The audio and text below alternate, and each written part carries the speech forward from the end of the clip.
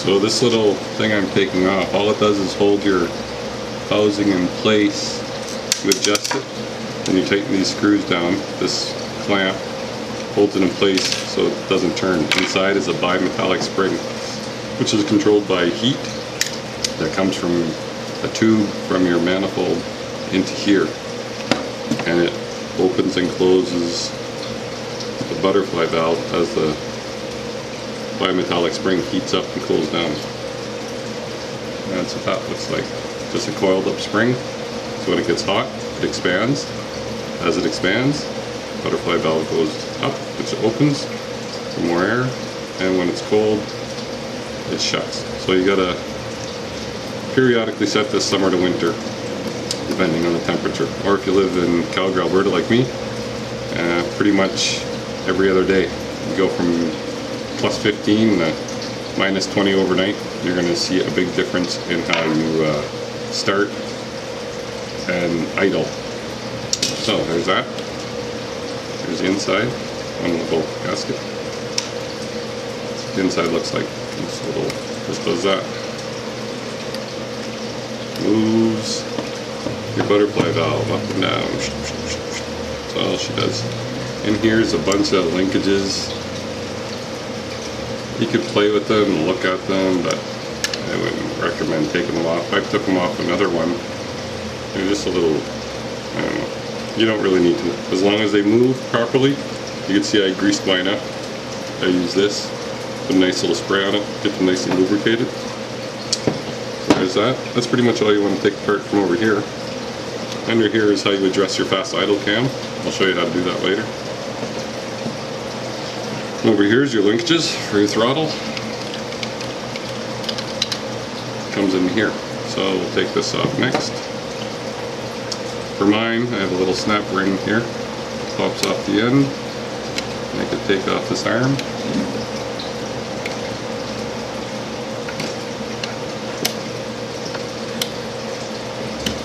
Fairly easy. There's that arm. Here. 4 screws.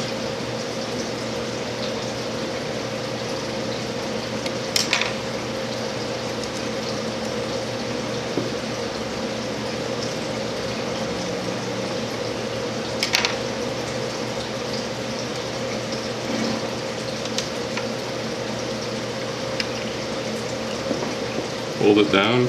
There's a spring behind there. It's under quite a bit of tension or compression.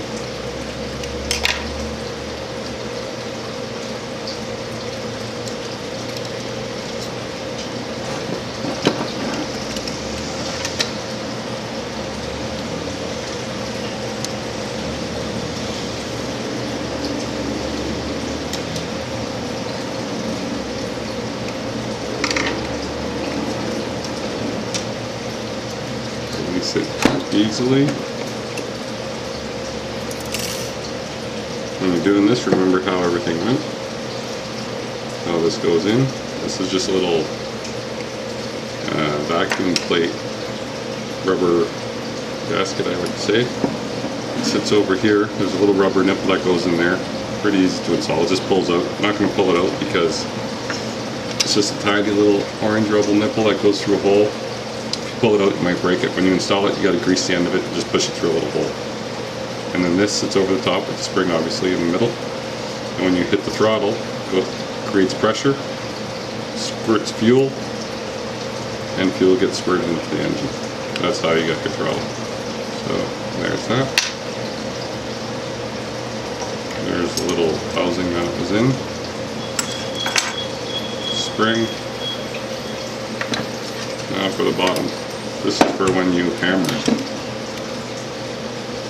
And vacuum pressure pulls this little valve under here open, which allows extra fuel to be sucked into the engine.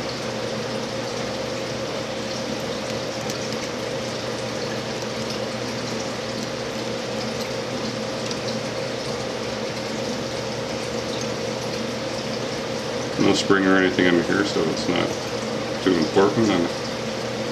Too much. So it just comes off that, nothing, just casing, gasket, put that there, and here's your valve. Mine's all hand loose because I had done it earlier, and it's just a valve. So under no pressure, or under lots of pressure, this valve stays open, no gas flows through, which would get sucked in and powered into the engine. But when you hammer the gas, engine pressure drops. Excuse me. So when your car's idling, it has lots of engine pressure. This is sucked in, no fuel can get in. When you hammer the gas, engine pressure drops. This opens up, allows more fuel to be pushed in. And these are rated somehow with your engine vacuum. This one says 0K75. I'm not exactly sure, but I think it's between when your engine drops to 5 and 7,000 or 5 and 7 square inch pounds or whatever. Ah, fucking phone. Beer break. Probably just a bill collector anyway. So, oh yeah, so here's your idle control screws. Oh, one more little gasket that sits on top. That guy. There's my screwdriver. Idle control screws. They just screw out. This controls how much air is getting sucked into your engine at any given point in time. Not the only ones, obviously, because you have your throttle plate. There's one. Just little screws.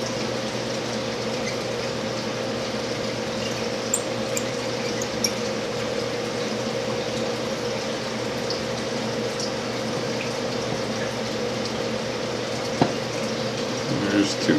That's it for that. And there's these little holes. So that's it. There's the inside of a carburetor, choke housing, all your fun linkages and stuff.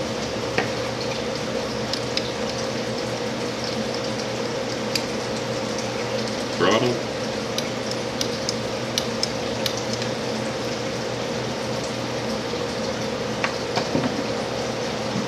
And that's how you do that. And at this point, you take all your parts, look at all your little holes, any spot where fuel or air may pass, vacuum, suck on them, do whatever you need to do to see if they're operational, and spray the shit out of them with brake clean or carb clean, and clean. The cleaner the better. Old gas gets gummy, varnishy, plugs up little things, especially little things like this that are sitting in your air horn.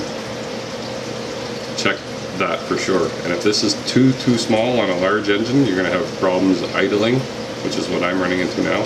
So I found this one, which has a nice larger opening, and then I could use my screws to control my idle much better. At the way it is now, this on mine is way too small, so I have to unscrew this practically all the way out just to get it to run properly. And that's because this is way too small. So as this is bigger, I'll set these at factory, which is all the way in, out 2.5 turns, and then I could screw in until my engine dies, screw out half a turn, and I should be at somewhere near the right setting. With a vacuum gauge and a tachometer, I could time it, or tune it properly, and I could show that down the road. So that's everything. We're taking it apart. I'm going to have a beer, and then I'll show you how to put it all back together.